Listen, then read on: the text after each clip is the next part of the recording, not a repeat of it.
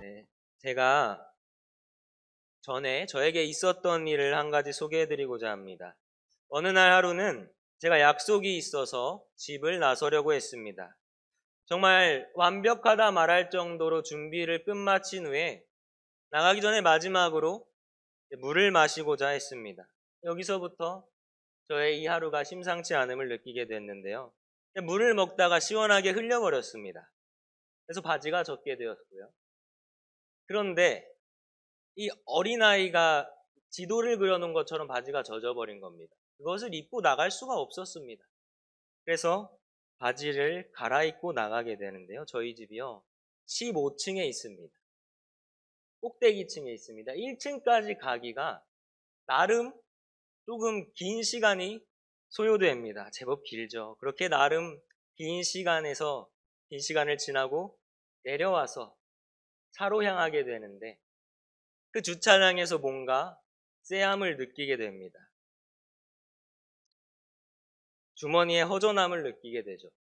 제가 차키를, 바지를 갈아입고 다시 챙기지 않은 것입니다. 그래서 투덜투덜대며 다시 집으로 올라가게 됐는데요.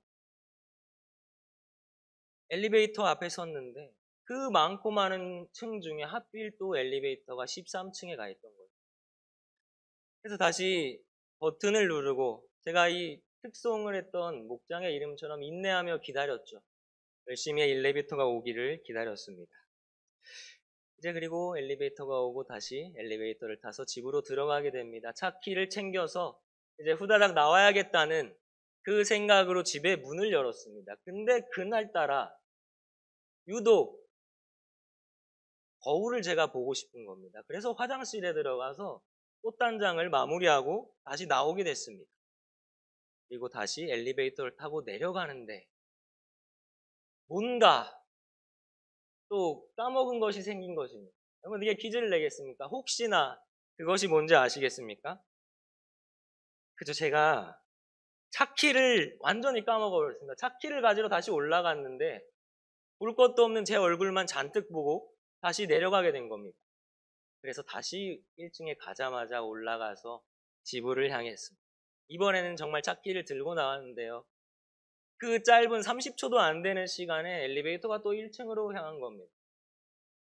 아주 심상치 않은 하루였습니다. 그래서 약 10분간의 시간을 그렇게 허비했습니다. 스스로 바보 같은 사람아, 붕어보다 못한 사람아라고 하며 스스로 자책하며 약속을 지키러 내려갔던 기억이 있습니다. 여러분, 이럴 때 우리가 흔히 하는 말이 무엇인지 아십니까? 그렇죠. 오늘의 말씀 제목입니다. 되는 일이 하나도 없습니다. 아마 많은 분들이 한 번쯤은 말해보셨을 거예요. 한 번쯤은 생각해보셨을 겁니다. 우리가 그 마주하는 상황 속에서 내가 생각한 대로, 내가 원하는 대로, 나의 뜻대로 단 하나의 결과가 나오지 않을 때 우리는 되는 일이 하나도 없네라며 답답해하고 실망과 또 크게는 분노를 표출하고는 합니다.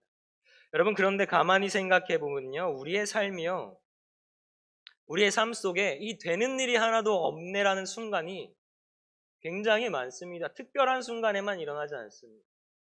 무언가를 하고자 할 때만 일어나지 않습니다. 일상 속에 적지 않게 이런 감정들, 이러한 표현을 사용할 때가 많이 일어난다는 것이죠. 때로는 사소한 일에서부터, 때로는 큰 일, 인생의 큰 방향 속에서도 내 뜻대로, 내 마음대로 풀리지 않는 일들이 굉장히 많다는 것입니다. 여러분, 우리가 미래를 알 수가 있습니까? 우리가 다가올 모든 상황과 그 환경들을 이겨낼 능력과 힘이 있는 것도 아닙니다. 아무리 준비를 하고, 아무리 노력을 하고, 아무리 열심히 대비를 해도 틀어지고 결과가 따라오지 않을 때가 있습니다. 수도 없이 많죠. 그런데 이것은 단지 우리의 실수나 운이 나빠서가 아닙니다. 미래를 알지 못해서 능력이 없어서도 아닙니다. 우리의 인생 자체가 우리가 계획한 대로 흘러가지 않는 길이기 때문입니다. 그리고 이 길은요, 그리스도인이라고 해서 예외가 아니죠. 믿음이 있다고 해서, 우리가 예수를 믿는다고 해서 모든 일이 형통하게 풀리고 고난이 비껴가는 것이 아니라는 것입니다. 제가 몇 년 전에 아동부 때 설교를 잘 집중하지 못했습니다. 딴짓도 좀 했었고요. 친구들과 떠들기도 했었습니다. 예배 시간을 그렇게 처음부터 끝까지 한 호흡으로 집중한 적이 많지는 않았습니다. 그래서 성경의 내용들을 그때는 굉장히 띄엄띄엄 알고 있었습니다. 그래도 제가 목사의 아들이니까 어디서 주워 들은 건 많아서 그래도 인물들은 조금 많이 알고 있었어요. 그러나 제가 아는 그 인물들은 온전치 못했습니다.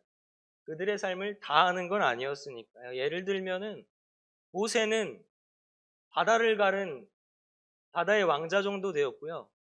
그리고 다윗은 돌 던지기 장인 정도 되었고, 또 요셉은 그냥 인생을 역전한 부러운 사람, 그 정도로 저의 아동부 때는 성경의 인물들이 제 머릿속에 남아 있었습니다.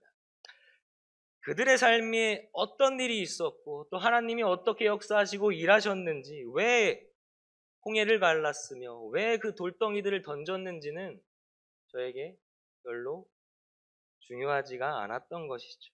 저의 집중력으로는 그들의 과거에 대해서, 그 인물들의 삶에 대해서 알기는 부족했습니다.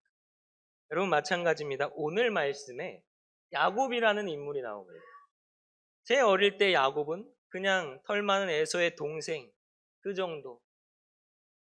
장자권을 뺏어간 그 나쁜 사람 정도로 저는 기억하고 있었죠. 그리고 이스라엘, 믿음의 조상, 그 정도로만 다 기억하고 있었습니다. 이삭을 속이고 장자의 축복을 야곱이 가로챕니다. 그리고 그는 이스라엘이 되었죠. 그리고 이스라엘의 민족의 조상이 되었습니다. 그 장자권의 축복을 뺏어간 시점부터 이스라엘의 조상이 된 그 사이의 일들은 정말 단 하나도 몰랐습니다. 부럽지만 하나도 몰랐습니다. 그냥 믿음의 조상이었으니까, 이스라엘의 조상이었으니까 탄탄대로의 삶을 살았겠지, 형통한 삶을 살았겠지, 그렇게 생각했습니다. 야곱은 엄청난 사람이잖아요. 이스라엘의 민족의 뿌리를 세웠고 성경에도 야곱의 하나님 이렇게 말할 정도로 야곱은 대단한 신앙을 가진 인물이었습니다. 그래서 그냥 승승장구하고 구하는 대로 다 응답받고 살았을 줄 알았습니다. 여러분 그런데요. 여러분 아시다시피 야곱의 삶을 보면요. 그렇게 아름답지만은 않습니다. 그렇게 형통하지만은 않았습니다. 탄탄대로의 그 승승장구의 삶을 걷지만은 않았습니다. 제가 어릴 때 생각했던 야곱과는 정반대의 삶이었죠. 여러분 그는 이 야곱이요 자신의 인생을 어떻게 말하냐면요. 창세기 47장 9절의 말씀입니다. 제가 읽겠습니다. 야곱이 바로에게 아뢰되 내 나그네 길이 세월이 130년이니이다.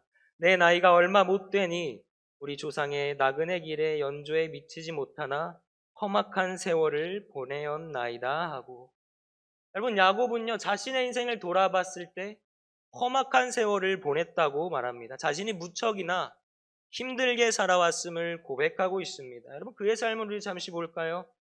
야곱이 마주하는 상황과 그 환경들은요 대다수 어려움 가운데 있었습니다.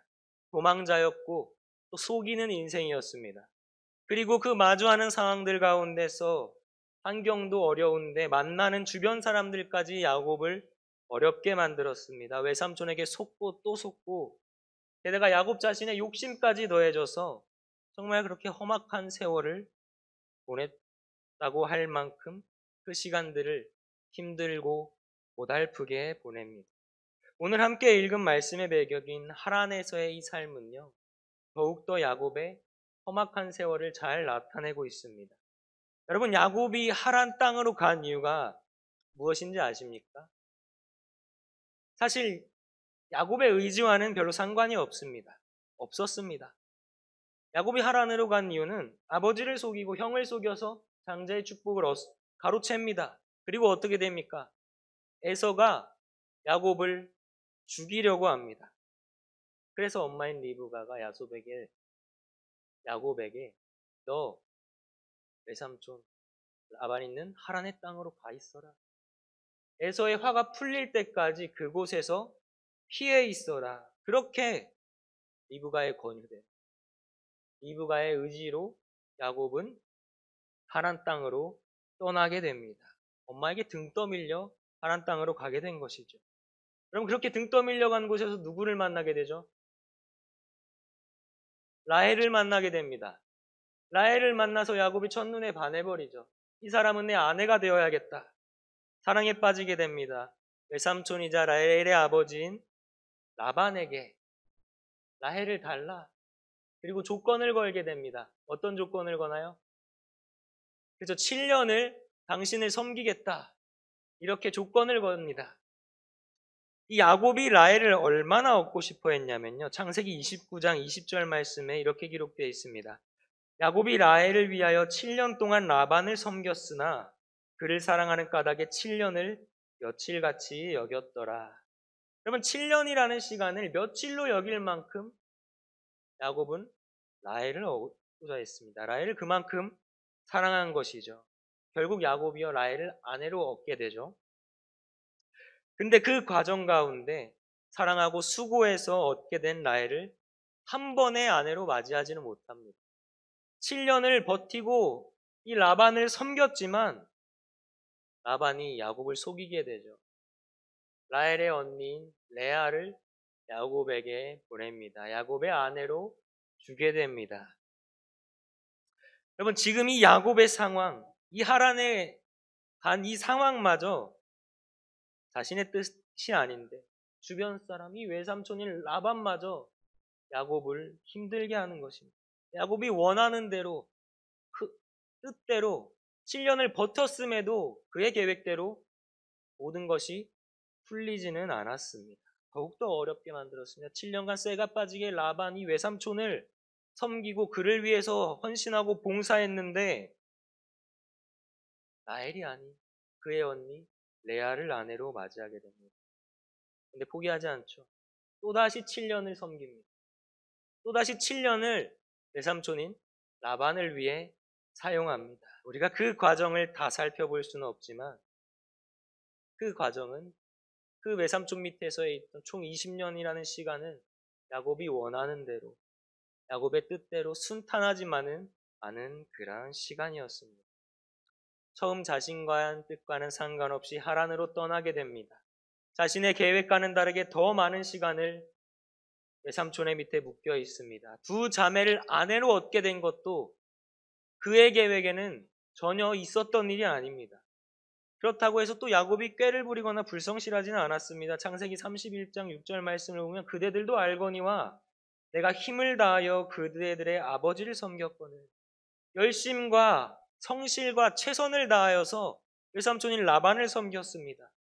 그러나 그의 뜻대로 되는 일이 하나도 없을 만큼 그렇게 흘러갔습니다. 그런 순간들의 삶이 야곱에겐 펼쳐졌던 것이죠.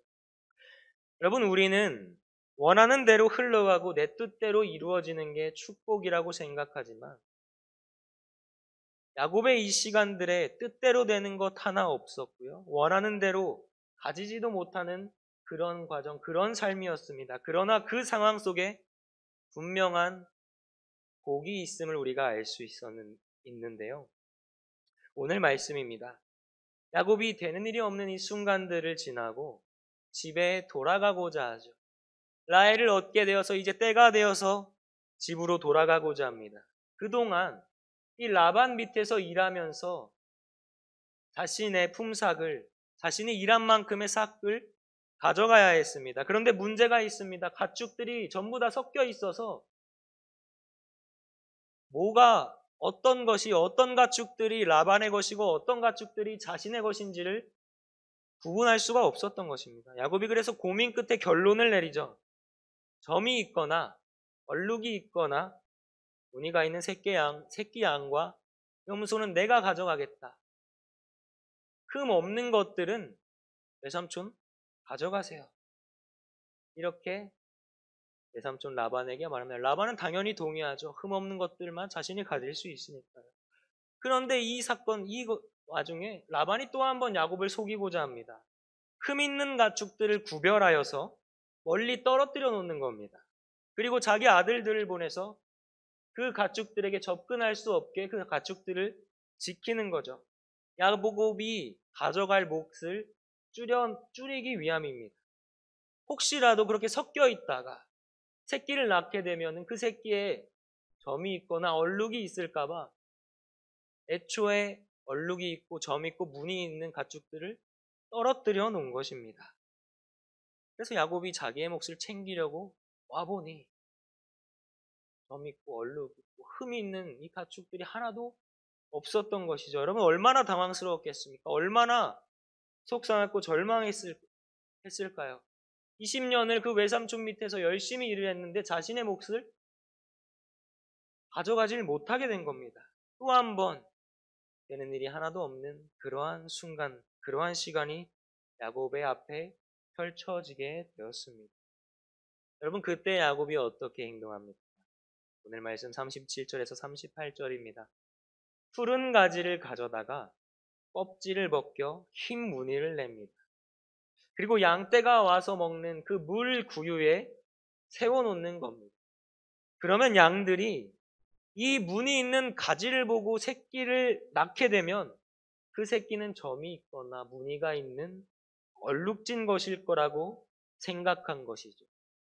또한 튼튼한 양이 오면 그 가지를 보여주고 약한 양이 오면 그 가지를 보여주지 않습니다. 튼튼한 양이 낳은 새끼는 튼튼할 것이고 약한 양이 낳은 새끼는 약하리라는 생각을 가지고 있었기 때문입니다. 여러분 그런데요. 이 방법이 정말 과학적으로 효과가 있었을까요? 그 무늬를 보여준다고 이 가축들이 그 무늬대로 새끼를 낳았을까요? 당시의 지식과 풍습에 의하면 그럴 수도 있다고 합니다. 그러나 전혀 과학적이지는 않습니다. 무늬를 보여준다고 해서 그 무늬가 있는 새끼를 낳는 확률은 0%입니다. 과학적으로 증명이 되지 않았죠. 그저 야곱은 무언가 이 결과를 바꾸어 보려는 절박함이 있었던 것입니다. 그는 하나님을 분명히 알고 있었지만 자기 힘으로 자기의 지혜로 무언가를 바꿔보고자 합니다.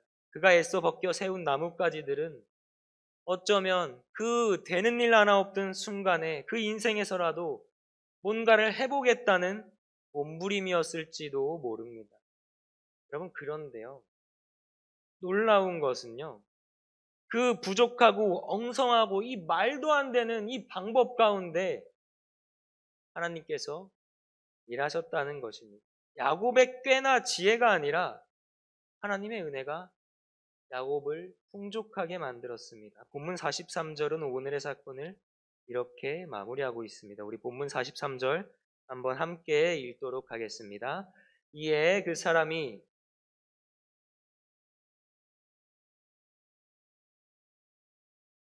아멘. 여러분 되는 것 하나 없던 그 순간 속에 지푸라기라도 잡는 그 심정으로 행한 그 행동들이 말도 안 되는 일들이 그 가운데 하나님이 일하셨고 이 43절이 그 결과입니다.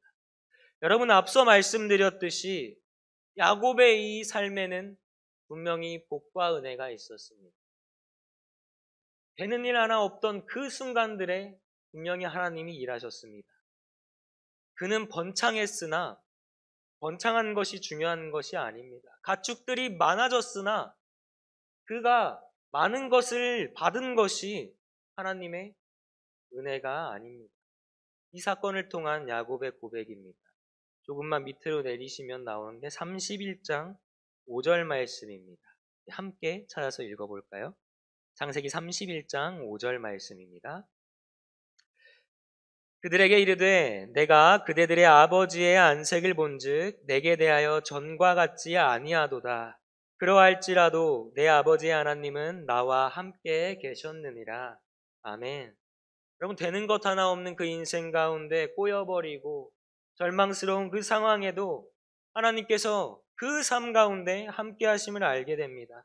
야곱이라는 인격체가 하나님을 알게 되었고 비로소 야곱이라는 사람이 하나님의 백성이 되었습니다. 여러분, 이것이 야곱의 삶의 하나님의 은혜이고 하나님의 축복입니다.